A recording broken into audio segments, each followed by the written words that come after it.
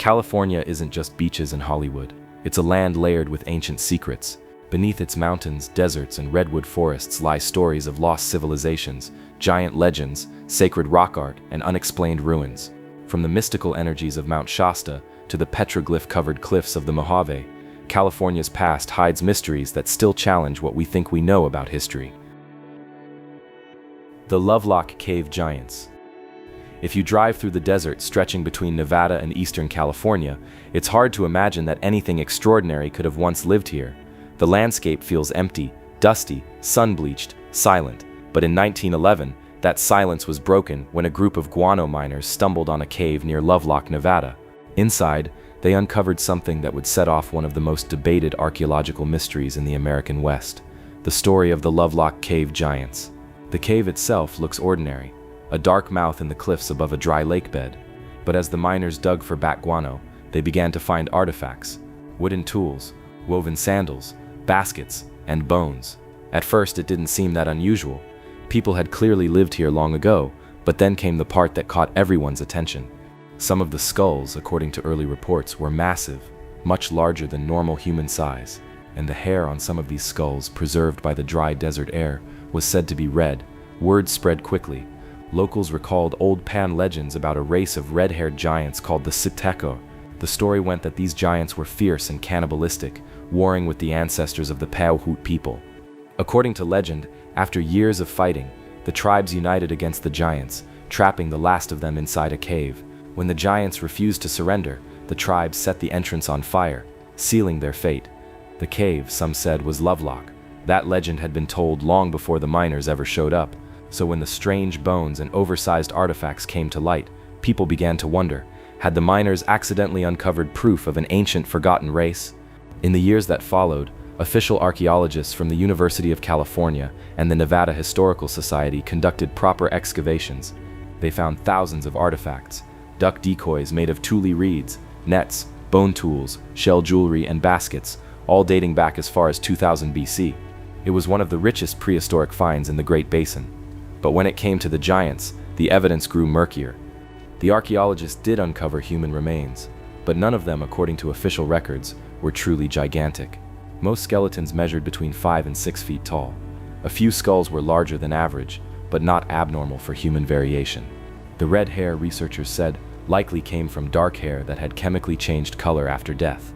Still, the legends refused to die. Part of that persistence came from eyewitness accounts.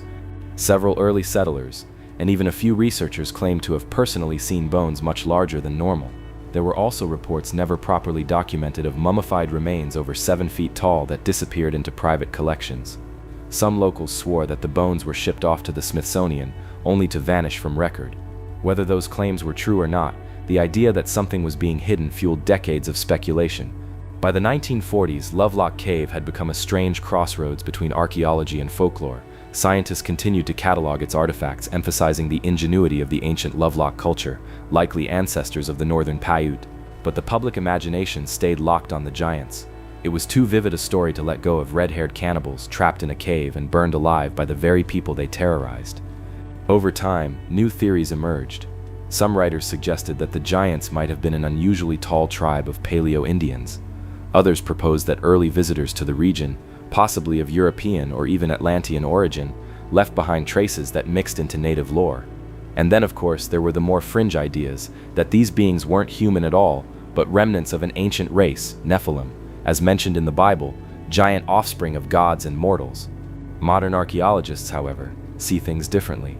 They argue that the mystery can be explained without invoking giants or ancient super races. The Lovelock Cave, they point out, was a crucial seasonal shelter used for thousands of years.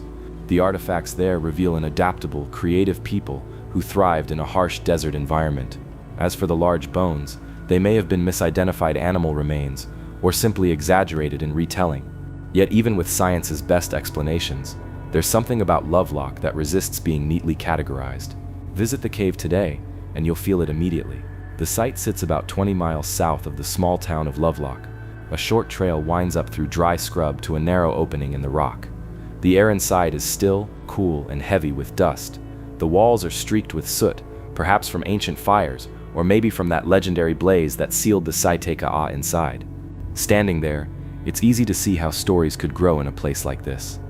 The desert around you is vast and silent, the kind of silence that amplifies imagination. You can almost hear the echoes of the past, the scrape of stone tools, the murmur of campfire stories, the fear and awe people must have felt looking into that cave.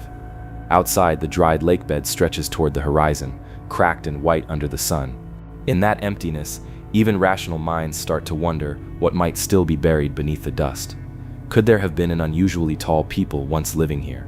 Could the legend have roots in a real event, an ancient war between tribes, remembered and reshaped over millennia? Some researchers today still investigate the story with open minds. A few independent diggers and amateur historians claim to have found new clues, oversized sandals, giant pestle stones, or unusual burial sites. Most scientists dismiss those finds as misinterpretations, but the debate continues. What's certain is that the cave holds a deep cultural significance. For the Paiute people, the legend of the Site Ka isn't about proving giants existed, it's about survival, memory, and respect for ancestors. Their stories preserve a moral lesson about the dangers of arrogance and the strength of unity. To reduce it to just a giant myth misses the point entirely. Today, the Lovelock cave is protected as an archaeological site. Visitors can walk up to its entrance, read the interpretive signs, and peer inside, though the interior is mostly closed off to protect what remains. It doesn't feel like a tourist attraction, it feels like a threshold between worlds, one grounded in history but shadowed by legend. As the sun sets over the Nevada desert, the cave mouth darkens into silhouette.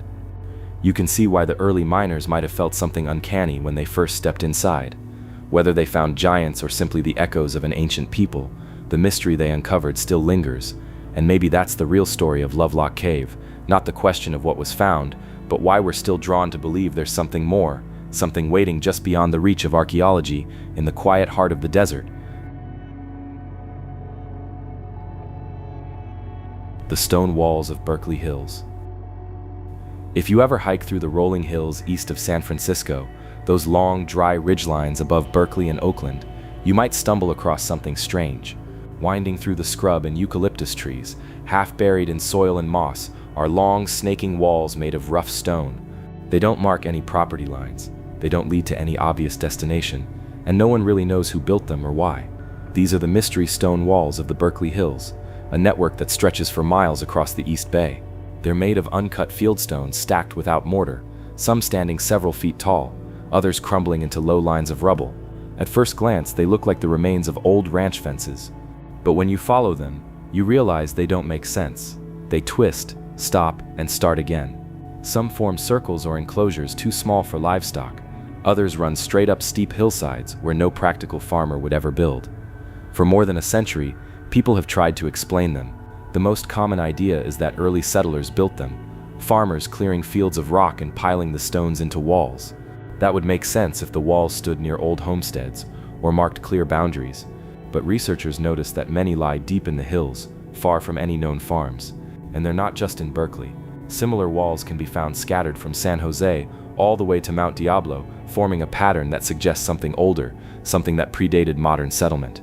In the late 1800s, surveyors and historians began documenting the walls, trying to trace their origins. Some suggested they were made by Native Americans, possibly the Ohlone, who lived in the Bay Area for thousands of years before Spanish colonization. But archaeologists found little direct evidence linking the Ohlone to this type of construction. Their traditional architecture focused more on wood, tule reeds, and earthen structures, not dry stone masonry on this scale. Then came another theory that the walls were built by early Spanish or Mexican ranchers. The Bay Area was once covered in massive land grants called ranchos, and some early settlers did pile stones to contain livestock. But these mystery walls are often too irregular, too disconnected to serve that purpose. Plus, some sections run right through terrain no cattle would ever traverse, steep, rocky, or completely isolated. Over the years, the mystery deepened. By the mid-20th century, amateur historians began speculating about even older origins. Some proposed that the walls were built by a prehistoric culture, possibly one that vanished long before recorded history in California. Others went further, suggesting that the builders could have been ancient explorers from across the Pacific, Chinese sailors, Polynesians, or even long-lost voyagers from South America. Those ideas never found real archaeological backing, but they show how deeply the mystery captures the imagination. When you actually walk along one of these walls, it's easy to understand why. The stones vary in size, some small enough to lift, others weighing hundreds of pounds. They're not cut or shaped, yet many walls have an uncanny uniformity, as if laid by someone who knew exactly how to balance them. In some sections, the rocks are packed so tightly you can't slide a finger between them. Other stretches look more casual, like the builders simply wanted the stones out of the way. But taken together, they form a continuous network that stretches across the hills like veins beneath the earth. In the 1970s and 80s, local universities took a closer look. Archaeologists from UC Berkeley mapped several sections and ran soil analyses. They found no signs of mortar, no buried artifacts, and no clear pattern of construction that matched known native or colonial methods. The conclusion? The walls are old, but not ancient, perhaps built sometime in the 19th century. But by who and for what purpose remained unanswered. One clue comes from oral histories. Some longtime residents remember hearing that Chinese laborers brought to California during the gold rush and railroad era were paid to build stone fences for ranch owners. The Chinese were skilled at dry stone work, and their craftsmanship could explain the sturdier sections. Still, even if true, it doesn't explain why the walls extend far beyond known ranch properties, or why they seem to serve no consistent purpose. Every explanation seems to answer one question and raise two more. If the walls were made by settlers, why do so many exist in remote, inaccessible areas? If they were built by native people, why don't they resemble any other indigenous structures in the region? And if they were simply field-clearing walls, why were the stones stacked so carefully in such difficult terrain? Today, hikers encounter the walls mostly by accident. You'll be walking through thick grass or eucalyptus groves, and suddenly there it is, an old wall, running along the ridge like the spine of some buried creature. In places like Wildcat Canyon or Tilden Park, they're hidden beneath layers of soil and ivy. But when you stop and really look, you can feel the weight of time in them. Local legends have grown around these walls. Some say they mark the borders of forgotten civilizations. Others believe they align with ancient celestial points like primitive observatories. A few even claim the walls emit strange magnetic readings or energy fields, though none of that has ever been verified. In truth, the mystery likely lies somewhere between practicality and lost memory. California's gold rush brought waves of settlers, miners, and laborers, many of whom built quickly and moved on. Their names, records, and purposes often vanished with them.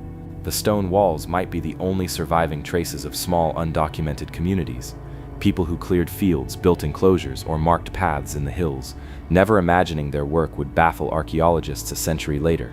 Still, there's something haunting about their persistence. Unlike wood or metal, stone endures. It holds shape even as memory fades. And in the Berkeley Hills, those old lines of rock have become quiet witnesses, watching as the land around them turned from wilderness to city, from farmland to freeway. If you visit today, you can still see stretches of the walls near Grizzly Peak, Claremont Canyon, and parts of the East Bay Regional Park System. The best time is late afternoon, when the light hits the stones at an angle and shadows fill the cracks. You can trace their path across the golden grass, up ridges and down into ravines. There's no plaque, no explanation, just silence and wind. Standing there, you might catch yourself wondering, did the builders ever think someone centuries later would puzzle over their work? Did they build for utility, or did they build for meaning, some purpose lost to time? Until someone finds definitive proof, an inscription, a buried tool, a dated structure, the stone walls of the Berkeley Hills remain one of California's most enduring unsolved mysteries. A story written not in books but in the language of rock and earth, whispering quietly beneath the skyline of San Francisco. Mount Shasta's Lemurian Legends. If there's one mountain in California that feels almost alive with mystery, it's Mount Shasta. Rising more than 14,000 feet above the pine forests of Northern California, it's visible for miles, a white, solitary giant that seems to float above the horizon. The air around it feels different. Locals say the light changes as you get closer, and hikers often describe a strange sense of calm, like the mountain is watching you. It's beautiful, but it's also eerie, and for over a century, people have claimed that something ancient and otherworldly lives beneath it, the lost civilization of Lemuria. The legend began taking shape in the late 1800s. That's when the idea of Lemuria first appeared, a supposed lost continent that once existed in the Pacific Ocean, home to a spiritually advanced people. According to early occult writers, these Lemurians were tall, peaceful, and wise, with long lifespans and deep knowledge of nature and the cosmos. When their continent sank beneath the waves, the story goes, Some fled to safety inside Mount Shasta, building vast crystal-lined tunnels and hidden cities beneath its snowy peak. At first, this idea was confined to fringe spiritual circles, but in 1899, a book called A Dweller on Two Planets gave it life. Written by Frederick Spencer Oliver, the book claimed to be dictated by a Lemurian spirit and described in great detail a hidden city called Telos inside Mount Shasta. Telos, according to Oliver, was a place of golden light and advanced technology, a utopian refuge, where the Lemurians preserved their wisdom and waited for humanity to evolve enough to meet them again. It sounds like pure fantasy, but the story caught on, and seekers drawn to the West Coast's wild beauty. Mount Shasta, remote and majestic, became a natural focus for their beliefs. Pilgrims began visiting the mountain, hoping to glimpse the Lemurians. Some claimed success. In the 1930s, a man named Guy Ballard published a series of books under the name I Am Activity, claiming that while hiking near Mount Shasta, he met a tall, radiant being who introduced himself as Saint Germain, a master of ancient wisdom who revealed secrets of spiritual ascension. Ballard's followers believed this being was connected to the Lemurians. The I Am movement grew rapidly, and Mount Shasta became a kind of mystical beacon, a place where heaven and earth supposedly touch. Over the years, reports piled up, strange lights floating near the summit, glowing doorways in the snow, humming vibrations deep underground. Some people said they encountered Lemurians themselves, beings dressed in white robes who spoke softly, radiating calm, and then vanished without a trace. A few stories were oddly specific. One claimed a Lemurian walked into a general store in the nearby town of Weed, bought supplies with gold nuggets and left without a word. Skeptics, of course, dismissed these accounts as myths fueled by imagination and the mountain's imposing presence.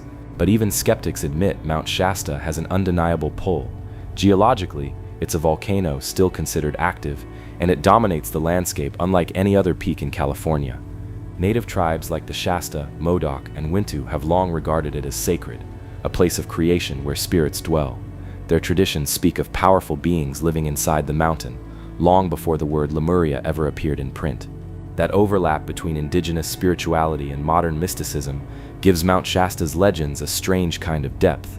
Different cultures, separated by time, all seem to sense something about the mountain that defies easy explanation. Maybe that's why the Lemurian story endured. It taps into a universal feeling that certain places on Earth are more than just geography. They're gateways. When you visit Mount Shasta today, you can see that mixture of belief firsthand. The small town at its base is dotted with crystal shops, meditation centers, and bookstores filled with material on Lemurians, ascended masters, and spiritual energy. Every summer, people from around the world gather there for workshops, retreats, and light gatherings. Hikers climb the trails not just for the view, but hoping to feel something. An energy field, a vibration, a sign of the world beneath. Scientifically, there's no evidence of underground cities or ancient tunnels. The mountain is solid volcanic rock. But even the U.S. Geological Survey admits there are complex lava tubes and caves nearby, formed by molten flows long ago. These natural features, dark, silent, and filled with echoes, fuel the imagination. Some explorers have claimed to hear distant humming or find unusual crystalline deposits deep inside. Whether that's geology or something more depends on who you ask. The legend of Lemuria also connects with a broader idea of human origins. Some believers say the Lemurians were ancestors of modern humans, guardians of forgotten technology and wisdom that could restore balance to the world. Others view them symbolically, as reflections of what humanity could become if we lived in harmony with the earth. In that way, the Lemurian myth isn't just a story about a mountain, it's a story about longing, a yearning for peace, wisdom, and connection in a world that often feels fractured. But Mount Shasta isn't all calm energy and light. There's a darker side to the legends too. Some hikers have gone missing in the forests around the mountain, fueling rumors of secret entrances or portals. Others report seeing orbs of light at night, or hearing chanting carried on the wind. In online forums, people share photos of cloud formations shaped like domes or pillars of light over the summit, claiming they're signs of Lemurian activity. Whether you believe any of it or not, Mount Shasta has a way of making you question what's real. The scale of it alone, massive, solitary, and crowned in snow, feels almost supernatural. As you climb higher, the air thins and the world grows quiet. Trees give way to rock and the sky opens wide. If you pause and listen, you can hear a low hum of wind and ice, and maybe, just maybe, understand why people have always felt there's something hidden here. Standing at one of its viewpoints, you can see for miles, forest, lakes, distant ridges fading into haze, and far below, the town of Mount Shasta sits quietly at the base, caught between ordinary life and extraordinary legend. Locals have learned to live with that duality. For some, the mountain is a spiritual home. For others, it's simply nature at its most breathtaking. But everyone seems to agree, it's different. At night, when the stars come out, the snowcap glows faintly in the moonlight. The air cools, and the mountain looms like a sleeping giant. Whether it hides an ancient city or just centuries of imagination, Mount Shasta continues to draw people who feel that some mysteries aren't meant to be solved, they're meant to be experienced. In the end, maybe the Lemurian legend says less about what's beneath the mountain and more about what's inside us, our deep desire to believe that somewhere out there, maybe under that vast peak, there's a piece of the world still untouched by time, waiting to remind us that the unknown still exists.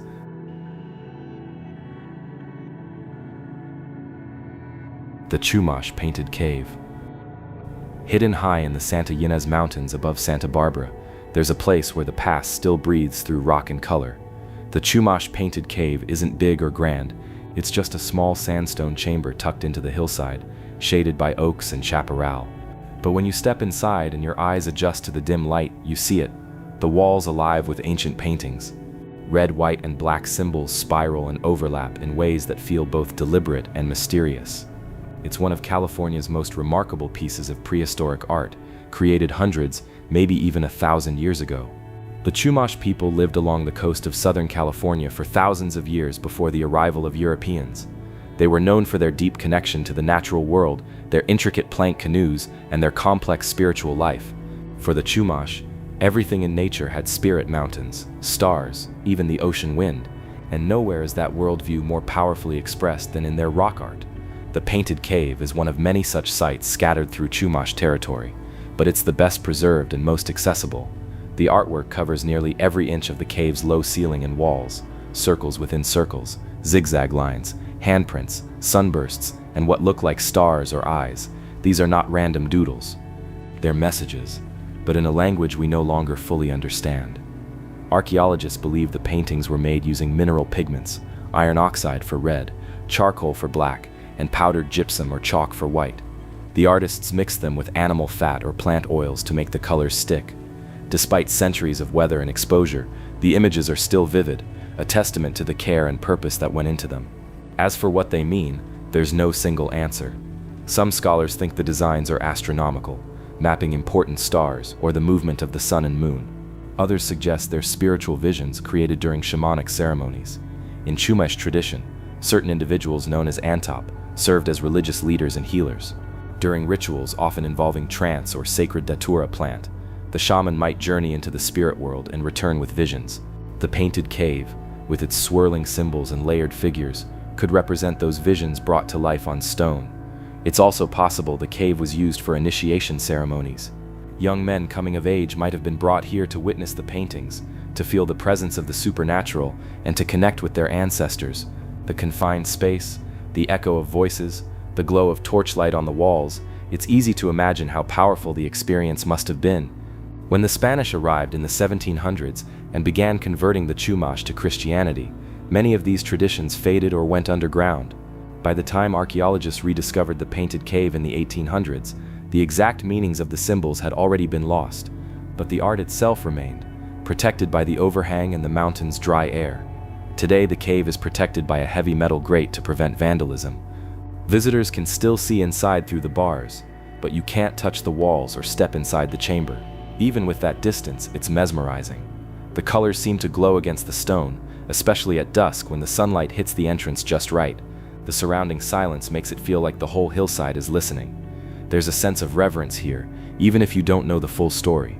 The patterns are abstract, but they stir something deep and instinctive. You can tell that whoever painted them wasn't just decorating, they were communicating, recording, or reaching out to something greater than themselves. Modern researchers have used digital imaging to study the site without damaging it. They've found that some of the patterns align with astronomical events, like solstices and eclipses, suggesting the Chumash were tracking celestial cycles long before Western instruments arrived. Others believe certain motifs correspond to mythological figures. Sky serpents, sun beings, or the coyote trickster who appears in many Chumash stories. Yet even with technology, interpretation remains elusive. The paintings seem to resist complete translation, as if meant to be understood only by those who stood in that cave long ago. That mystery might be part of their power. In a world obsessed with decoding and defining, the Chumash art reminds us that not everything sacred can or should be fully explained. When you stand at the entrance and look through the grate, you can feel time folding in on itself. The highway below winds through the canyon, cars humming faintly in the distance, while here, high above, the pass sits still. The same wind that once carried the chants of Chumash shamans now rustles through the same trees. The cave feels alive, not haunted, but aware. Locals sometimes say you can sense a pulse in the air there, especially at night when the stars come out. Maybe it's imagination, or maybe it's just the mountain's way of holding memory. Either way, it's hard to walk away untouched. The Chumash painted cave isn't just an archaeological site, it's a conversation across centuries, painted in symbols instead of words. In a way, the mystery of the cave mirrors the mystery of the people who created it. The Chumash endured missionization, disease, and displacement. Yet their traditions still echo in the landscape. Their descendants continue to honor places like this as living sacred spaces, not relics. For them, the cave isn't just art. It's a doorway to their ancestors, still open, still speaking. As you head back down the winding road toward Santa Barbara, the modern world rushes back into view. Power lines, traffic, city lights. But part of your mind stays up there on that quiet ridge, where red and black symbols flicker in the shadows, whispering stories older than history itself. The Chumash painted cave is small, but its mystery is vast. It reminds us that California's oldest voices aren't gone, they're just written in stone, waiting for anyone willing to listen. The Mojave Desert Petroglyphs.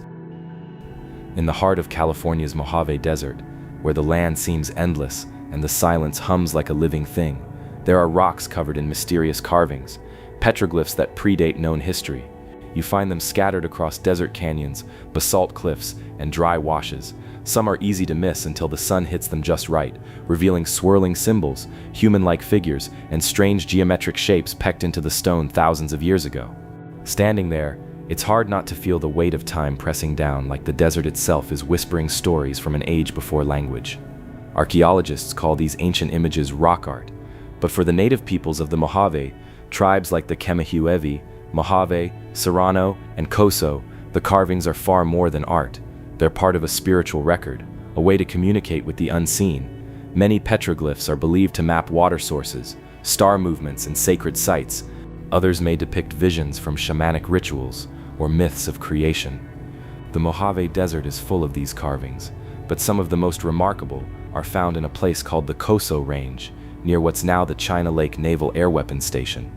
There, etched into volcanic rock, are more than 100,000 individual petroglyphs, the largest concentration in North America.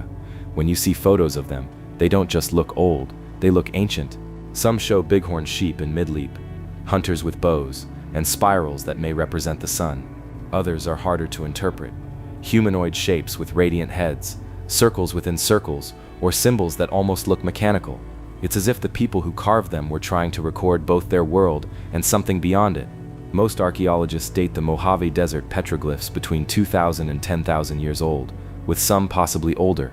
The Coso people, the ancient creators of much of this art, likely lived off hunting and gathering, following animal migrations through the desert. The bighorn sheep appear so often that researchers believe they held deep symbolic meaning, perhaps representing abundance or a spirit guardian. But some figures defy explanation. Certain carvings resemble maps of constellations, and others show what some interpret as beings in suits or helmets. Those helmeted figures have fueled a wave of alternate theories. Some enthusiasts believe the carvings might show ancient visitors, beings from beyond our world. Others suggest they record spiritual visions when shamans entered altered states and saw beings from other realms. In many indigenous traditions, the spirit world is not distant but woven into everyday life, so these images could be a visual language for experiences most people no longer have. What's especially striking is how widespread these carvings are. You find them not just in the Coso Range, but throughout Fremont Valley, Black Canyon, and Inscription Canyon. They often appear near springs or along migration trails, suggesting that these were not random doodles, but part of a sacred geography. Some panels are arranged like storyboards, one symbol leading into another, forming a kind of prehistoric narrative. Others are clustered so tightly that it feels like generations of people return to the same spot, each adding their mark to a conversation that lasted centuries. When modern researchers study the Mojave petroglyphs, they use techniques like 3D scanning and radiocarbon dating of nearby materials to get a better sense of their age. But even with advanced tools, there's so much we still don't understand. Why are some carvings carefully polished while others are rough and shallow? Why do certain images repeat across hundreds of miles of desert? Were they part of a shared religious system? Or were they personal expressions of visions, dreams, or fears? Then there's the question of how the people who made them viewed time. To us, they're archaeological evidence, but to those who carved them, they may have been living symbols. The desert has a way of preserving things but also erasing context. The wind and sun can keep stone carvings visible for millennia, yet strip away the meaning behind them. Local native elders say some petroglyphs are messages left by the spirits themselves. The patterns, they explain, represent power points, places where the boundary between this world and the next is thinner. The carvings act like anchors, holding spiritual energy in place. Whether you believe that or not, the feeling of power is real when you stand in front of them. The stillness is so deep it becomes a sound of its own. In the 20th century, when the US Navy took over much of the Coso Range for weapons testing, access to many petroglyphs was restricted. Ironically, this may have helped protect them from vandalism. The rock art that remains visible today is often visited by guided tours arranged through the Matarango Museum in Ridgecrest, California. Those who go describe the experience as almost otherworldly, hiking through the parched canyons under a blazing sky surrounded by silence and suddenly seeing thousands of figures carved into the stone. It's like stepping into a forgotten language, and in a way, that's exactly what it is. The Mojave Desert petroglyphs speak a language without words, built from symbols that once carried meaning for people whose worldview has mostly vanished. Yet something about them still resonates. We may not know what every spiral or figure meant, but the human impulse behind them feels familiar, the urge to leave a mark, to connect with something larger than ourselves, to say we were here. Today, the desert remains largely unchanged. The same heat, the same horizon, the same vast silence, only now the carvings face a new kind of threat: erosion, climate change, and human neglect. Graffiti and off-road vehicles have damaged some sites. Others are fading naturally, their edges softening with time. Efforts by local tribes, archaeologists, and preservationists are helping protect what remains. But the challenge is ongoing. If you ever visit, you're asked to do what the desert people always did: take nothing, touch nothing, and listen. Let your eyes adjust, and soon the shapes start to emerge. A figure here, a spiral there. The rocks begin to speak in a language that doesn't need translation. You don't have to understand every symbol to feel its meaning. The carvings remind you that even in this harsh, sun-baked place, people once looked at the same stars, faced the same wind, and wondered about the same mysteries. And maybe that's the real story hidden in the Mojave Desert petroglyphs. They're not just relics of a vanished world, they're evidence that humanity's oldest questions have never really changed.